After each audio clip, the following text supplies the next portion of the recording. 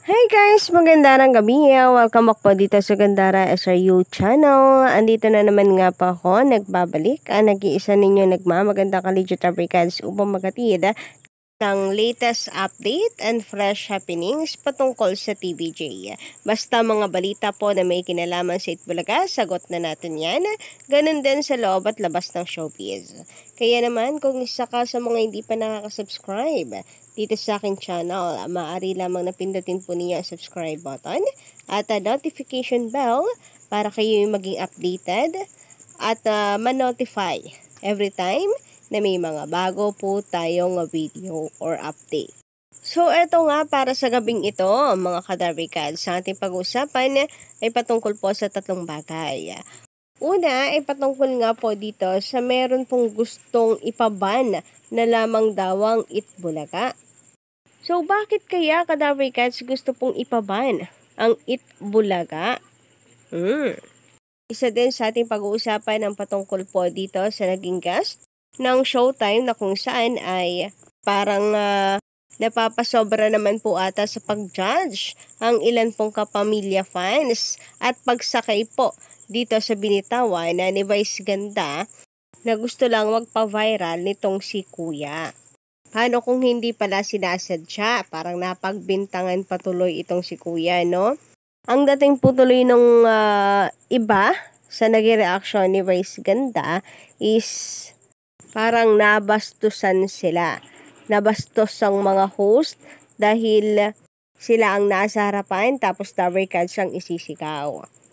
Giit din po kasi ng ilang kapamilya fans is makita mo lang si Vice at ang mga host, alam mo na ang Showtime yon.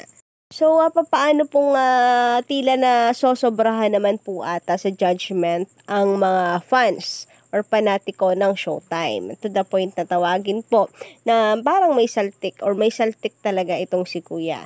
So, mamaya pag-uusapan po natin yan.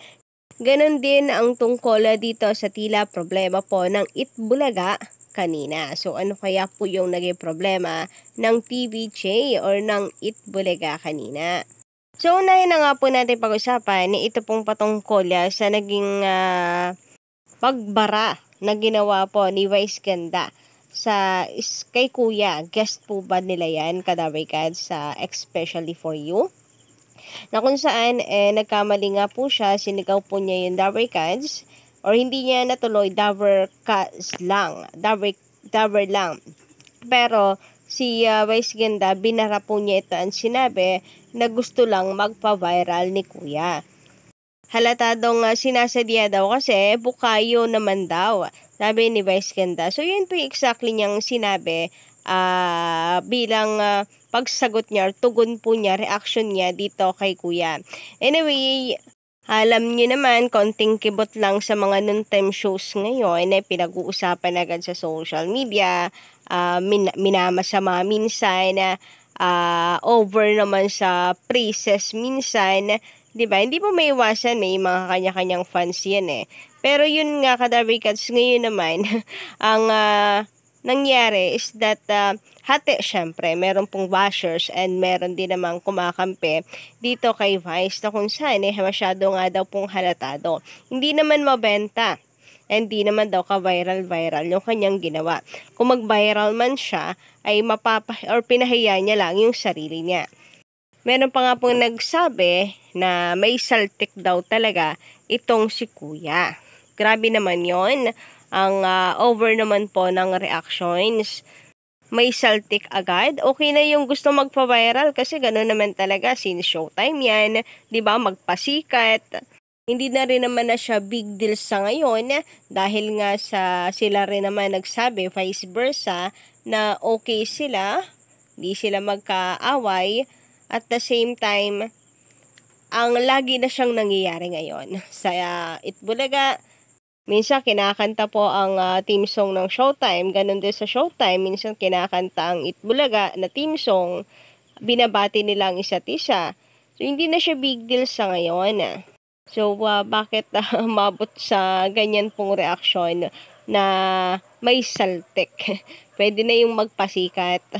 Gusto magpa-viral, haha na lang sana. So, sabi po dito, kaya naman pala mukhang may saltik din itong si Felix.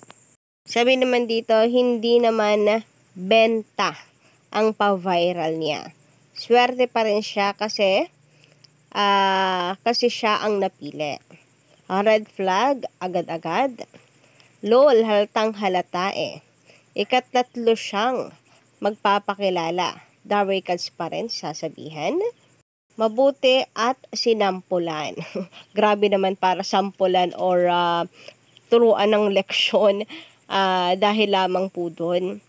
Sa Itbulaga nga okay lang kahit magkamali. Dire-diretso lang, happy lang. Sabi man dito, ipinahiya ang sarili para mag-viral. Haha, sinadya. So, yan po yung mga nagreaksyon ng iba and normal lang din naman ngang isipin na sinadya, gusto lang magpa-viral, pero yung ibang comment kasi na para bang ang laki-laki ng ginawa pong pagkakamali ni Kuya, napaka-toxic na.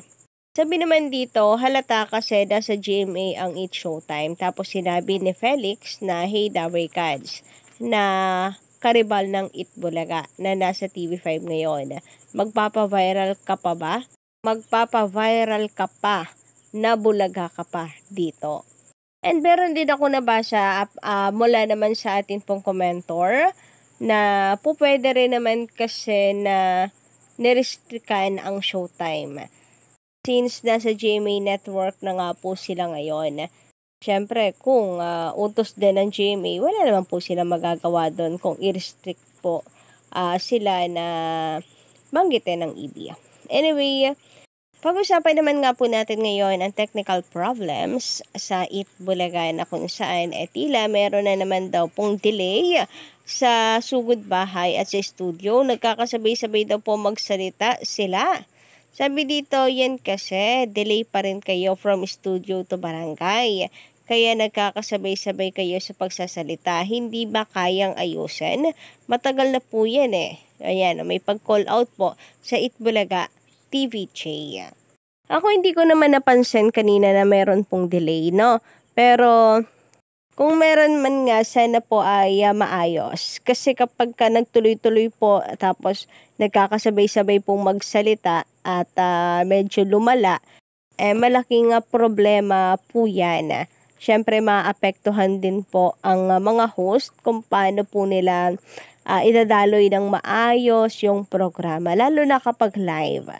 So, yun lang bilang concern na bago lumala po yung sana'y maging maayos nga po ito. Pero for sure naman, aware po ang TVJ and syempre yung mga staff kung ano po ang problema. And tiwala lang, syempre, maskin rin naman sila, hindi nila gugustuhin po yun na magkaroon pa ng big mess sa Itbulaga. Anyway, sabi naman dito, kakornihan itong Itbulaga. Haha, ban nyo na nga to.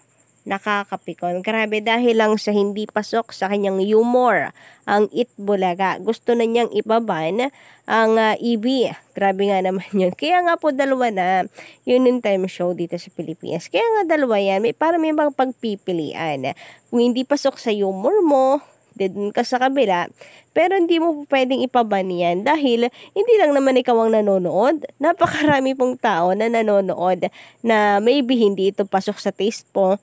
Pero milyong tao na pasok ito sa taste nila. Kagaya po namin. And kung nakokornehan ka, so ikaw na bahala dyan. Basta kami, humahakot po ng awards itong si Maine Mendoza. 2 beses po siya nanalo ngayong taon bilang Female Host of the Year. Then ang TVJ meron din pong natanggap na award. So, ano man nasabihin niyo pong nega tungkol sa EB, tatanggapin lang po namin yan at susuklian or babatuhin naman po namin kayo ng mga good news and achievements po ng Itbulaga na for sure naman mas mainam na pangbato lalo na po sa mga bashers.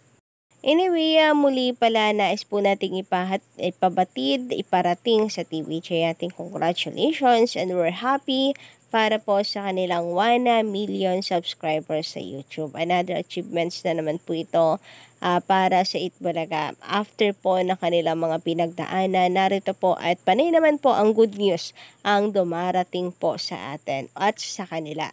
So, more blessings to come and more subscribers to come. So, yun lang guys ang ating update para sa gabing ito. Don't forget to click the subscribe button and the notification bell for more updates.